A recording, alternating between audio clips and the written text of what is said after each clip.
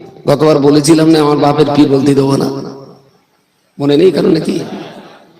আজও বলছে পীর বলতে দেবো না, কারণ যে মুখস্থ একে দমে 360টা কাঁচা খিস্তি করতে পারে, সেও যদি নামের আগে পীর লেখে তাহলে ওই তালিকায় আমার বাপের জাত দেবো না। আমার মনে হয় পশ্চিমবঙ্গের কেউ বলতে পারবে না যে শামসুর রহমানের একদিনের ফজরের নামাজ ঘুমের ঘুরে কাজা। ওই পুকুরে আব্বা পাট ধুচ্ছেন আর পাট পাকা যে ছোট বয়সে আমরা বইতাম, তো আমি খুব পরখ করেই দেখতাম আব্বা পানিতে কোমর পানিতে লেবে পার দেওয়া কাজ করতেন আর জবান দিয়ে কোরআন তেলাওয়াত করতেন।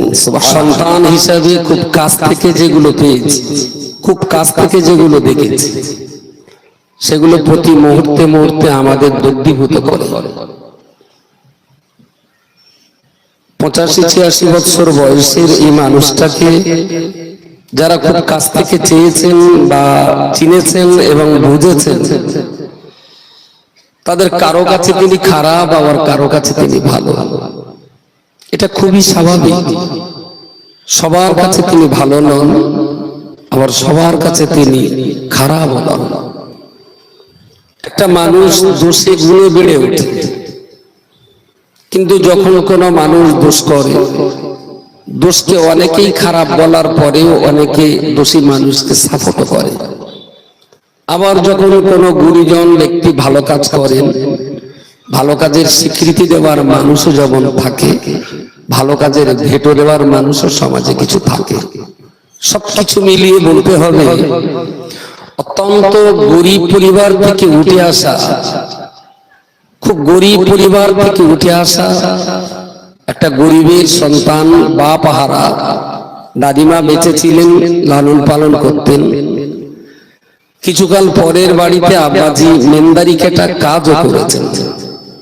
মরহুম মগফুর কবি আলহাজ আব্দুল নাইম সাহেব, তিনি আব্বাকে নিয়ে মাদ্রাসায় ভর্তি করে দিয়েছিলেন।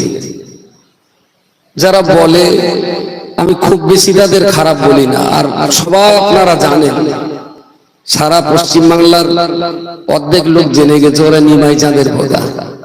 শোনেননি? আজ প্রথম শুনছেন নিমাই চাঁদ, শোনেননি? এতে শুনেছেন? আজকের থেকে এটাও বলে দেবেন যে ওরা শুধু নিমাই চাঁদের কথা না, ওরা মেন্দারেরও ছেলে। আমার বাপ মেন্দারি করতেন, এটাও বলে দিতে পারে। আব্বাকে চাষির জীবনে এমন কোনো কাজ নেই যে কাজটা আব্বা পাতেন না। চাষির বংশের ছেলে হিসাবে গর্বিত, তিনি চাষাবাদি করতেন। তবে এটা আমার গর্বের বিষয় যে মাঠে, আমাদের মাঠের একটা পুকুর আছে, পুকুরটার নামই হলো মাঠের পুকুর। ওই পুকুরে আব্বা পাট ধুচ্ছেন আর পাট পাকা যে ছোট বয়সে আমরা বইতাম, তো আমি খুব পরখ করেই দেখতাম আব্বা পানিতে কোমর পানিতে লেবে পার দেওয়া কাজ করতেন আর জবান দিয়ে কোরআন তেলাওয়াত করতেন। সুবহানাল্লাহ। আমি এই শিক্ষাটুকু আপনাদের নিতে বলছি। ধার্মিক হতে গেলে বড় লোক হতে হয় না, ধার্মিক হতে গেলে দেখতে শুনতে ভালো হওয়া লাগে না, ভালো হতে গেলে বিরাট কোটি টাকার মালিক হতে হয় না। আল্লাহ ওয়ালা হওয়ার জন্য একটা ভালো ইচ্ছা শক্তি থাকার প্রয়োজন হয়। শুধু ইচ্ছাটা যদি ভিতরে থাকে, পাটের ওয়ালে পাট ধুতে ধুতে কোরআন তেলাওয়াত করা যায়। এমন কোন দিন আমার এই জীবনে, যতদিন আব্বাকে দেখে এসেছি খুব কাছ থেকে, ধরুন আমি এখানে ঘর করেছি তো বোধহয় বছর আসতে হলো, তারপরে আব্বা আমরা সব একসঙ্গে থাকতাম। আগে মুফতি সাহেব এখানে ঘর করেন, তারপরে আমি করি।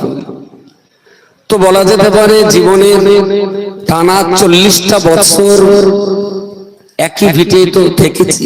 হয়তো পড়াশোনার জীবনে বাইরে থাকতাম, কাছ থেকে তো দেখেছি। আমার মনে হয় পশ্চিমবঙ্গের কেউ বলতে পারবে না যে শামসুর রহমানের একদিনের ফজরের নামাজ ঘুমের ঘুরে কাজা হয়েছে। আমি বলেছিলাম শামসুর রহমানকে কেউ যদি পীর বলে তার বিরুদ্ধে আমার লড়াই হবে। তবে ইমামে আজম আবু হানিফা রাহমাতুল্লাহ আলাইহিকে গতবার বলেছিলাম না আমার বাপের পীর বলতে দেবো না, মনে নেই কারণ নাকি? আজও বলছে পীর বলতে দেবো না, কারণ যে মুখস্থ একে দমে 360টা কাঁচা খিস্তি করতে পারে সেও যদি নামের আগে পীর লেখে তাহলে ওই তালিকায় আমার বাপের জাত দেবো না, কোনো মতেই জাত দেবো না। ইমামে আজম আবু হানিফা রাহমাতুল্লাহ আলাইহির কাছে একজন মানুষ, একজন মহিলা বেওয়া, তার স্বামী নেই, তার সন্তানকে ইমাম সাহেবের কাছে রেখে গেলেন যে আমার বাচ্চাটাকে আপনি একটু পড়াশোনা করাবেন, আপনি ভালো মানুষ, একটু পড়াবেন। তা ভদ্র মহিলা আসে, আর তখনকার দিনে তো মাদ্রাসা ছিল না, জায়গিরি প্রথায় এইভাবে পড়াশোনা হতো। কোনো আলেমের বাড়ি 10টা, কোনো আলেমের বাড়ি 5টা, কোনো আলেমের বাড়ি 50টা, এইভাবে ছেলেপিলে সেদিন আলেম করা হলো। মাদ্রাসা সিস্টেম তখন ছিল না। তো বেশ কয়েক বছর থাকার পর ভদ্রমহিলা এসে বলছেন আমার ছেলে বাড়ি নিয়ে যাও, আপনার কাছে আর পড়াবো না। তা বলছে কারণ? বলছে আজ অনেকদিন আপনার কাছে আসা যাওয়া করছি কিন্তু আপনার কোনো কারামত দেখলাম না, কোনো কারামত দেখলাম না। পানির উপর হেঁটে যাচ্ছেন সেটাও দেখিনি, একটা কাঁচা ডাবে ফু দিয়েছেন শুকনো ঝুনুনের কোল হয়ে গেছে এমন দেখিনি, একটা মোরগের মাথায় ফু দিলেন তো ধাড়ি মুরগি হয়ে গেল সেটাও তো দেখিনি। তো আপনার কোনো কারামত নেই, তো আপনার কাছে আমার ছেলেটিকে লাভ নেই। ইমাম সাহেব বলেছিলেন আচ্ছা তোমার ছেলে তুমি বাড়িতে নিয়ে যাও, তাতে আমার দুঃখ নেই, তুমি যে ক বছর আমার সঙ্গে আমার বাড়িতে আসা যাওয়া করছো তোমার বাচ্চা কেন্দ্রিক, এই ক বছরের ভিতরে তুমি কি আমার কোনোদিন সুন্নাতের খেলাফ কোনো কাজ দেখেছো? বলছেন না। বলে বাচ্চা আপনি বাড়িতে নিয়ে যান, তবে আমি যে জীবনে সুন্নাতের খেলাফ করিনি এটাই হলো আমার বীরত্ব আর বেলায়েতের সবচেয়ে শক্ত দলিল। কিছু মাথায় যাচ্ছে যাচ্ছে শরীয়তটা পূর্ণাঙ্গ রূপে মেনে চলাটা, এটাই তো ওলি আল্লাহ হওয়ার জন্য যথেষ্ট। ওলি হওয়ার জন্য পানি দিয়ে হাঁটা লাগে না, ওলি হওয়ার জন্য মদ্দা লোকের মাথায় ফু দিয়ে মেয়ে লোক তৈরি করতে হয় না। নবীদের জন্য মুজিজা শর্ত। কেউ যদি বলে আমি নবী তাহলে তার কাছে আমি চাইতেই পারি যে তুমি যে নবী তোমার মুজিজা দেখাও, কিন্তু নবীর কাছে মুজিজা চাইতেই পারি কারণ মুজিজা ছাড়া নবী হতেই পারে না। কিন্তু কোন ওলি হওয়ার জন্য কারামত শর্ত নয়, ওলি হওয়ার জন্য কারামত শর্ত নয়। আল্লাহর ওলি হওয়ার জন্য শর্ত হলো শরীয়তটাকে পূর্ণ মাত্রায় মেনে চলা। জোরে সোরে বলুন সুবহানাল্লাহ। নামাজের আগে মেসক না পাওয়ার কারণে আব্বাকে অনেক দিন বকতে দেখেছি মা, আমার মেসক কোথায় গেল? যতক্ষণ মেসক না পেয়েছেন ততক্ষণ বন্যা নিয়ে বসে রয়েছেন। আর ওনার স্বভাব ছিল এক হাতে লোটা পানি নেবেন, ডান হাতে মেসক নেবেন, মাথায় গামছাটা দেবেন কান্ডা ব্যাট দিয়ে, মাথাটা ঢেকে নিয়ে ডান হাতে মেসক বাম হাতে লোটা ইস্তেঞ্জায় যাবেন। বিনা মেসকে উজু করতে দেখিনি কখনো। মাঠে এমন কোন কাজ নেই যা আব্বা করতে জানতেন না বা করতেন না, আমার জানা নেই, সব কাজ করতেন। কিন্তু জীবনে কোনোদিন কোন চাষের নাঙল দেওয়া থেকে নিয়ে পার ধোয়া পর্যন্ত কোন কাজে কোনোদিন আব্বাকে হাঁটুর উপরে কাপড় পরতে দেখিনি। সুবহানাল্লাহ, কখনো দেখিনি। যত কাজ করেছে হাঁটুর নিচে কাপড় থাকতো, কাপড় গুটিয়ে নিতেন কিন্তু হাঁটুর উপরে উঠতো না। নাঙল চষেছেন কিন্তু সেই অবস্থায়। আমি আবার বলছি আল্লাহওয়ালা হওয়ার জন্য কোটিপতি হওয়া লাগে না। প্রচন্ড কাজের চাপে হয়তো একাধবার সেটা আমার নজরে পড়েছে, এমনই কাজ যে ফেলে আসার সময় নেই।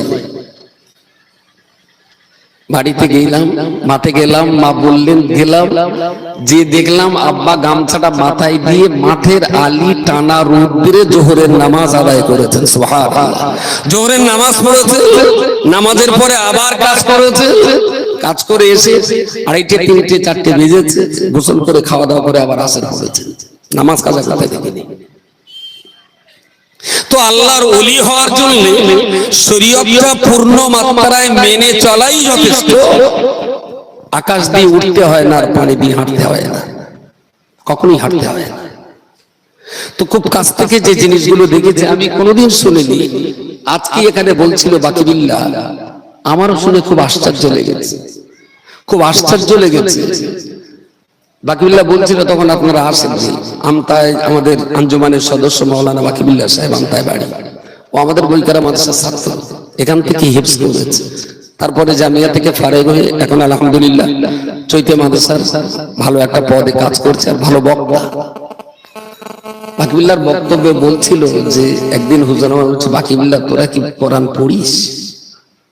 তোরা কিরকম কোরআন পড়িস? ওই রকম পড়লে হবে না, আরো বেশি পড়তে হবে।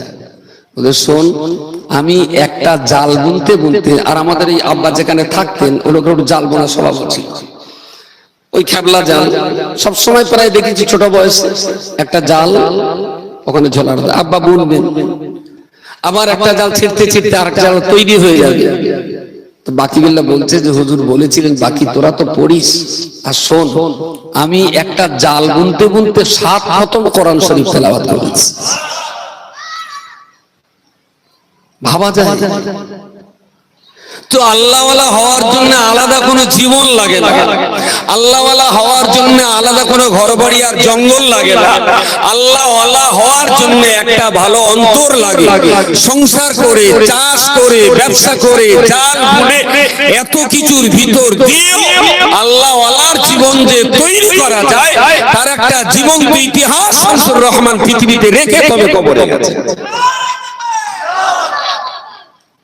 আমার বাবা সোনার চাবুস গালে নিয়ে জন্ম নেয়নি, জানি না জন্মগ্রহণ করার পরে সচরাচর দেশীয় প্রথা অনুযায়ী গালে মিষ্টি দিতে হয়।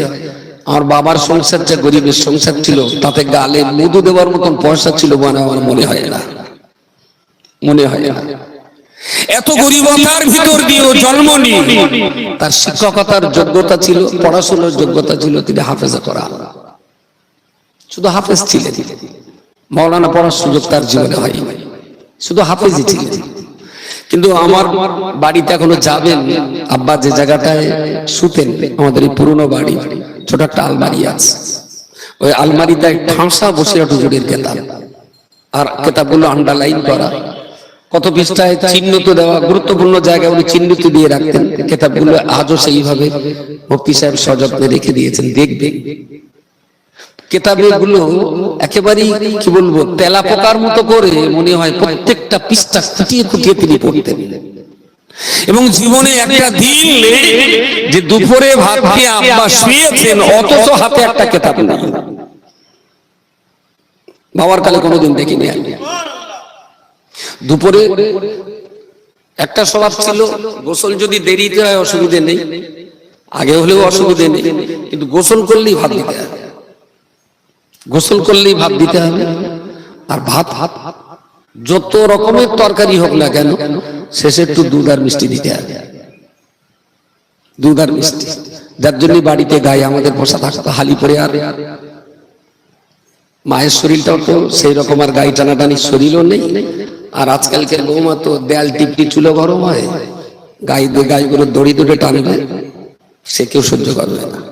তা নইলে আমি বাচ্চা বয়স থেকে আমাদের বাড়িতে গাইগুলো দেখে এসেছি, গাইগুলো দুধ খাওয়া আমার খুব একটা নেশা ছিল, দুধ ছাড়া তিনি ভাত খেতেন না।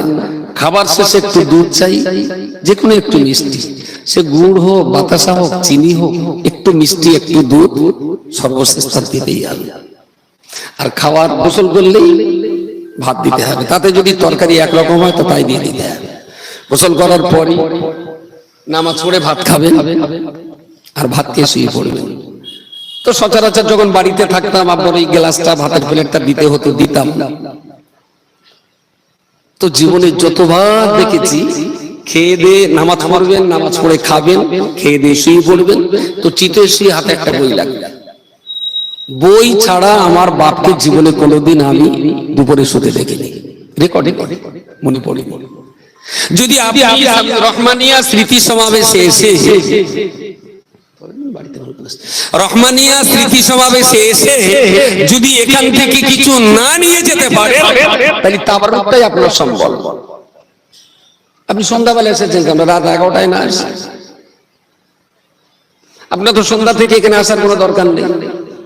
আপনার সম্বল যদি তাবাররুক হয়, তাহলে 11টায় এসে আপনি একগাল খেয়ে চলে যাবেন, কোনো অসুবিধা নেই তো। আর সেই সন্ধ্যা থেকে এখানে বসে রয়েছেন মানে এখান থেকে কিছু নিয়ে যেতে হবে আপনার। সেই নিয়ে যাওয়াটা কি? জীবনে কোনোদিন আমার চোখে পড়েনি যে আমিও বাড়িতে, আব্বাও বাড়িতে, আব্বা ফজরের নামাজ পড়েছে কিন্তু কোরআন শরীফ তেলাওয়াত না করে অভাব অনটনের অভাব অনটনের চাঁচা কোলে আস্তে পিষ্টে বাঁধা থাকার পরেও ফজর বা দুপাঁচ পারা কোরআন তেলাওয়াত না করে আব্বা কোনোদিন বাড়ি থেকে নিজে কাজে নামেন। যদি রহমানিয়া স্মৃতি সমাবেশ থেকে কিছু নিয়ে যেতে হয়, আপনাকেও তৈরি করতে হবে যে ফজরের নামাজ পড়ে 5 মিনিটের কোরআনটা পড়ে তবে অন্য কাজে হাত দেব। পারবেন? খুব কঠিন কাজ বললাম নাকি? আল্লাহওয়ালা হওয়ার জন্য আলাদা জীবন লাগে না, টাকা লাগে না, শুধু ইচ্ছা লাগে, শুধু ইচ্ছা শক্তি লাগে, আর কিছু লাগে না। প্রিয় নবী মুহাম্মদুর রাসূলুল্লাহ সাল্লাল্লাহু আলাইহি ওয়াসাল্লাম তিনি তো খুব গরিবের ঘরে জন্ম নেওয়ার আগে 4 মাস আগে আব্বা চলে গেলেন, 6 বছর বয়সে মা চলে গেলেন, 8 বছরে দাদু চলে গেলেন। কোরআন শরীফের পরিভাষায় বলা হয়েছে আলাম ইয়াজিদিকা ইয়াতীমান ফাআওয়া ওয়াজাদাকা দাল্লান ফাহাদা ওয়াজাদাকা গাইলান ফাআগনা। আল্লাহ বললেন, ইয়া রাসূলুল্লাহ, আমি আল্লাহ কি আপনাকে এতিম হিসেবে পাইনি? আপনি কি বিশ্বের সেরা নিঃস্বদের ভিতরে সেরা নিঃস্ব, সেরা অসহায়, সেরা গরিব, সেরা এতিম, বিশ্ব সেরা নিঃস্ব ছিলেন আপনি? আমি আল্লাহই তো আপনার সাহারা হয়েছিলাম। বলুন সুবহানাল্লাহ। অত কালকে আবার শেয়াল হক্কা হওয়া করবেন, ওই দেখো নবীর এতিম বলেছে, নিঃস্ব অসহায় বলেছে। অনেক শেয়াল আছে তো কালকে আবার হক্কা হওয়া করবে। আরে রাসূলুল্লাহ এত গরিব, তিনি এতিম, তিনি নিঃস্ব, তিনি রিক্ত, তিনি অসহায়। মাস পেরিয়ে যেত তার চুলায় রান্না করবার মতো কিছু জুটতো না, আগুন জ্বালাবার প্রয়োজন হতো না। একটা খেজুরের অর্ধেকটা খেয়ে ইফতার করেছে, বাকি অর্ধেকটা একটা সেহরিতে খেয়ে পরের দিন রোজা রাখতে হয়েছে।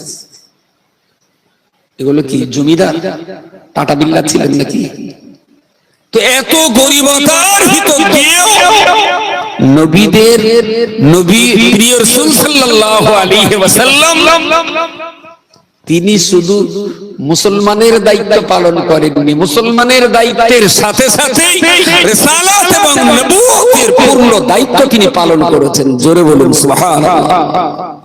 আমি বারবার বলছি, ইসলাম কিন্তু গরিবতার ভিতর থেকে উঠে এসেছে, অত্যন্ত গরিবতার ভিতর থেকে উঠে এসেছে। আজকে আমরা খাবার কষ্ট নেই, আমাদের পড়ার কষ্ট নেই, মাখার কষ্ট নেই, গাড়ি চেপে বেড়াচ্ছি, খুব সুখে, খুব খুব জমিদারি হালাতে কাল কাটাচ্ছি। কিন্তু চোখ বন্ধ করলেই যখন পিছনের ইতিহাসটা দেখি না, চোখ বন্ধ করলে সব যখন মনে হয়, তখন এটাও মনে হয় যে এই অবস্থা চিরকাল কাটবে না। আবার আমার ছেলে পিলে না, তার ছেলে পিলেদের আবার একটা সেই গরিবতার জায়গায় ফিরতে হতে পারে, অসম্ভব মোটেই নয়। আল্লাহ কাউকে অর্থ দিয়ে দেখেন যে দিনের উপরে থাকে কিনা, আবার আল্লাহ কাউকে অর্থ কেড়ে নিয়ে থাকেন দেখেন সে দিনের উপরে ঠিক থাকে কিনা। শুধু আপনাদের কাছে দোয়া এটা, আব্বা অত্যন্ত গরিবতার সঙ্গে জীবন যাপন করেছেন, খুব গরিবতার সঙ্গে। বোধহয় 4 বছর আগ পর্যন্ত তিনি মার্কেট ঘুরে ঘুরে বাজার করেছেন, 3-4 বছর আগ পর্যন্ত। মুফতি সাহেব একটু বকাবকি করলে তাই বোধহয় একটু কম হয় যে আপনি এখনো কেন হাটে যান, ও কেউ না কেউ করবে। তবু আব্দুল মুকিত বাজার করবে, তবে মুকিতের পেছনে আব্বাকে নিয়ে যেতে হবে।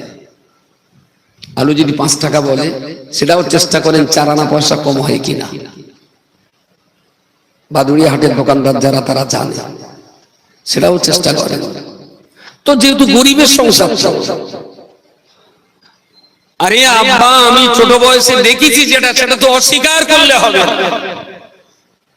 ধান কিনে দেবেন, ভোরবেলা উঠে মাছ সেদ্ধ করবেন, সেই ধান সারাদিন শুকোবে, বিকেল হবে আব্বা সেই ধান বস্তা করে নিয়ে ভাঙাতে যাবেন। সন্ধ্যার পরে সেই চাল বাড়ি আসবে, কি সন্ধ্যার আগে মা সেই কুড়ো আর চাল ধান একসঙ্গে ঝেড়ে দেবেন। আব্বা চালগুলো নিয়ে বাদুড়ে হাটে বিক্রি করবেন, করে আবার পরের দিনের জন্য ধান কিনে বাড়ি আনবেন। না হলে কোনো কোথাও দাওয়াত থাকলে সেখানে দাওয়াতে যাবেন, সকালে আবার মাটি অথবা বাদুড়িয়া থেকে ধান কিনে আনবেন। এই তো ছিল আমাদের সংসারের অর্থনৈতিক পরিকাঠামোর শুভ সূচনা, শুভ সূচনা। আর সেই সঙ্গে সঙ্গে আমরা একে একে পড়াশোনা করতে করতে এই স্কুলে, মসজিদের পাশে স্কুল, এই স্কুলে পড়েছি, ক্লাস 3-4 পাস করেছি, একে একে মাদ্রাসায়।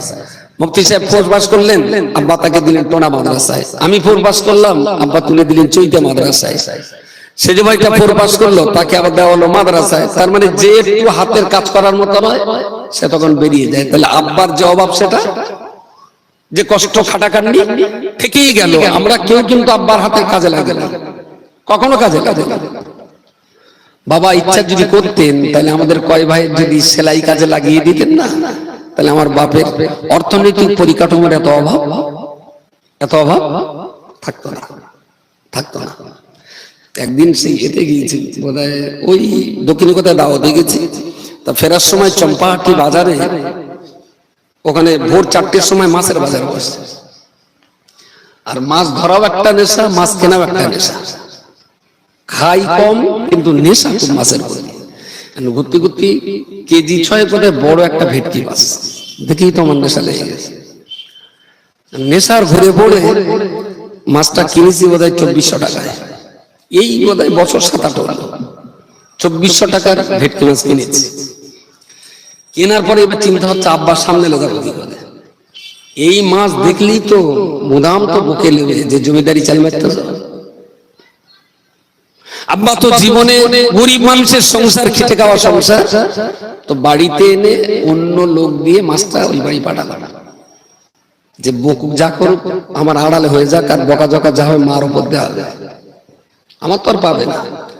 তারপরে শুনলাম প্রথমে একটু একটা দুটো হাঁকা দিয়েছে, তারপরে নিজে আবার সেই মাছ বেছে কুটে কারকে দিতে হবে, নিজে হাতে আবার ভাগ করেছে।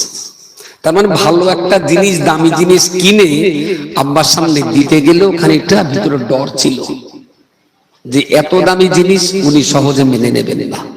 এত গরিবতার ভিতর দিয়েও তার উঠে আসা, নামাজ কখনো কাজা হয়নি, ফজর বাদ কোরআন কখনো কাজা হয়নি, সত্য কথা বলা থেকে তিনি কখনো বিরত হননি। জীবনের বিরাট একটা বড় পাওনা। যখনই শুনতেন কেউ কিছু ধার করেছি, আব্বা বারবার বলতেন আমি জীবনে কোনোদিন 5 টাকা ধার করে সংসার চালাই।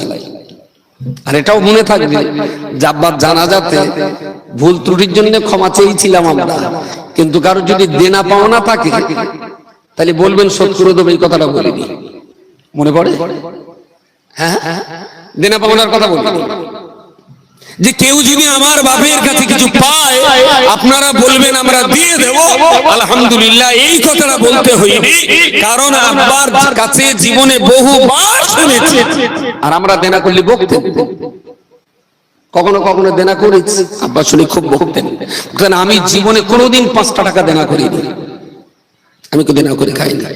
ওই আবুল হোসেন বাবু আছেন, বাবু আপনার দুটো কথা বললে ভালো ছিল। একেবারেই আব্বার খুব বন্ধু লোক, উনি আলু ব্যবসায়ী, বাদুড়িয়ার দোকানদার। বাদুড়িয়ায় গেলেই ওনার সঙ্গে একটা সময় কাটাতেন আব্বা। 10টা মিনিট যদি সময় পেতেন চাচার কাছে বসতেন। তো জীবনে কোনোদিন দেনা তিনি পছন্দ করতেন না, ঋণ দেনা কখনো পছন্দ করতেন না। পুরনো ভিটে যে ইট লাগানো আছে, ওই ইট কিনে বাড়ির উঠোনে পড়েছিল। আমার তো মনে হয় 6-7 বছর তো হবেই, মুফতি সাহেব ভালো বলতে পারবে। 6-7 বছর ইট কিনেছে, পড়েই রয়েছে। দুটো বালি আর সিমেন্ট কিনে ইটগুলো যে জোড়া দিতে হবে, সে পয়সা জোগাড়াচ্ছে না।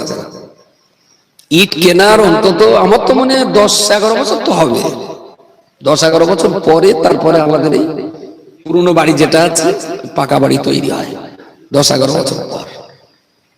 তো লম্বা চওড়া বলার কিছু নয়।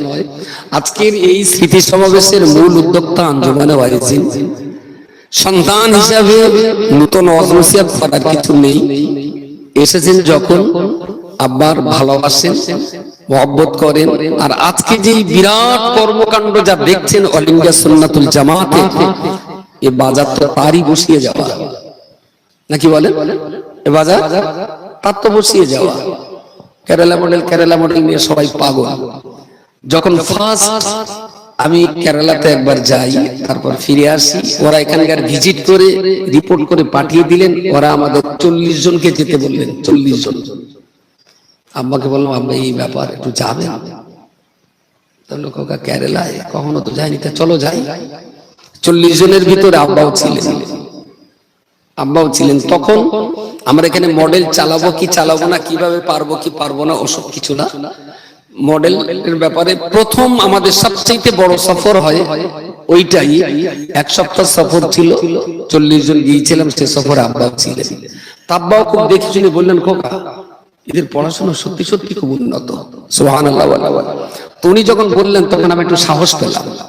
সঙ্গে আরো যারা ছিলেন তারাও বললেন যে না, এদের কাছ থেকে কিছু নেওয়ার আছে, এদের কাছ থেকে কিছু শিখবার আছে, কিছু সিস্টেম, কিছু নীতি, কিছু পদ্ধতি এদের কাছ থেকে আমার নেওয়ার আছে।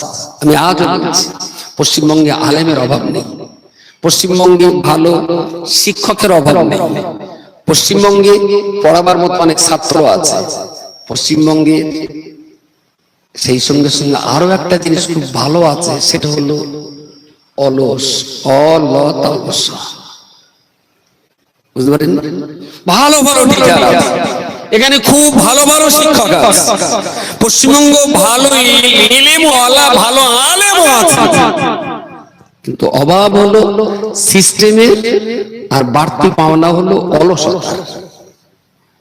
তো সেই সফরে আব্বা যখন মত দিলেন, আরো যারা ছিলেন আমরা মতামত করলাম, ওদেরকে আসতে বললাম। এইভাবে বুঝবার চললো টানা প্রায় 11 বছর। তারপরে আমরা ফিরলে নামি তো 2017 সালে, ফিরলে নেমেছি তো 2017 সালে, আলহামদুলিল্লাহ। তো আঞ্জুমানে ওয়াইজিনের আহ্বানের আজকের এই মজলিস, মুফতি রজব আলী সাহেব এই জলসার আহ্বায়ক। সবাই বলেছেন এই জলসার কোনো দায়িত্ব আমি বিশেষ করে পালন করিনি, যা করার রজব আলী সাহেবই করেছেন। আর আমাদের গ্রামের নওজওয়ান যুবক ছেলে যারা, বিশেষ করে আব্দুল মুকিব, মাদ্রাসার দায়িত্ব তারই উপরে বর্তায়। আব্দুল মুকিব থেকে বাচ্চাদেরকে নিয়ে এই কাজকাম, এই আয়োজন, এই ব্যবস্থাপনা যা হয়েছে। আর সঙ্গে এটাও বলে দিচ্ছি, এই জলসার জন্য কোনো আম ভাবে কোনো মানুষের চাঁদাপত্র নেওয়া হয় না। আঞ্জুমানে ওয়াইজিনের আলেমরা টাকা দেন, আর জমিয়তুল মুআল্লিমিনের যারা আছে তারা টাকা দেন। আমাদের মাদ্রাসার ছাত্রগুলোকে আমরা বলেছিলাম, তোরা পারিস তো 1-2 টাকা দিস, যদি মনে করি সুজুরির এই সবাই অংশ থাকুক, তাহলে ছাত্র ছাত্রী তোরা 1-2 টাকা দিস। তারাও কিছু দিয়েছে।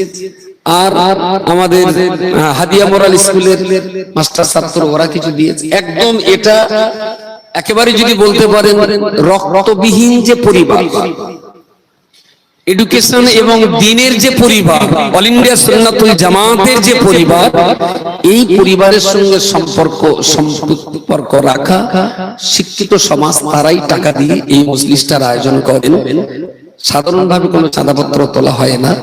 আগামী দিন আবার এই সভা হবে কিনা সেটা রজব আলী সাহেব যেহেতু আহ্বায়ক, উনি একটা ঘোষণা দেবেন হবে কিনা। যদি হবে বলে তাইলে হবে। আর আমি খুব অহংকার করছি না, আল্লাহ শুকরিয়া আদায় করছি, আমার বাবার কবরে সবরেসানির জন্য দেশের লোক লাগবে না। রাগটা করলেন, একটু রাগ তো হওয়ার কথা, দেশের লোক লাগবে না। মুফতি সাহেবের বড় ছেলে হাফেজ মাওলানা মুফতি, ঠিক আছে, আমার বড় ছেলেটা হাফেজ, মেয়ে ছেলেটা ফাজিল পড়বে এবার। আসাবুল আমার সেজবনির ছেলে, বড় দুলা ভাই হাসান ভাই, হাসান ভাইয়ের 2 ছেলে নাজমুল এবং আমিবুল, ওরা 2টো মাওলানা হাফেজ। সেই সঙ্গে আমার ছোট বোন মঞ্জুরা ছেলেটা একদম বাচ্চা বয়স, বোধহয় 10-11 বছর, 10-11 বছর বয়স, সে হাফেজ। আমার একটা বোন হাফেজ। আমার বাপ কারণ মূর্খ করে জাননি, আলহামদুলিল্লাহ 11 ভাই বোন এখনো বেঁচে আছি, সবাই নামাজি। আর যে কটা বোন বিয়ে দিয়েছি আলহামদুলিল্লাহ জামাইগুলো হাফেজ মাওলানা মুফতি, তার ভিতরে অনেকেই আছেন। আমার এই কোম্পানিতে নতুন যা প্রোডাকশন হয়েছে মাশাআল্লাহ তারাও হাফেজ মাওলানা। সুতরাং আমার বাপের কবরে সব রেসেনির জন্য আপনাদের মোকাবেক্ষী না। যদি আপনাদের কিছু মনে হয় শামসুর রহমানের কবর জিয়ারত করে কিছু রুহানি দোয়ার দরকার, তাহলে আপনার আসা দরকার। কথাটা কি বড় অহংকার বানা হলো নাকি?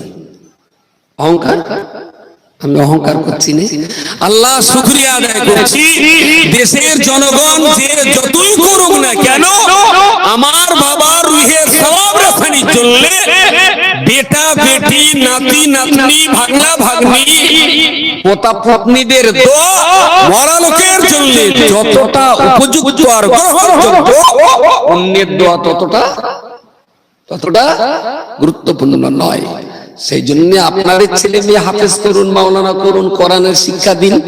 আপনার প্রতি আপনার জানাজা পড়াক, আপনার জীবন সার্থক হোক। বাকি দোয়া দানি আপনার বাপের জন্য আমরাও করব, আমার বাপের জন্য আপনিও করবেন। এটা সৌভাতৃত্বের নমুনা।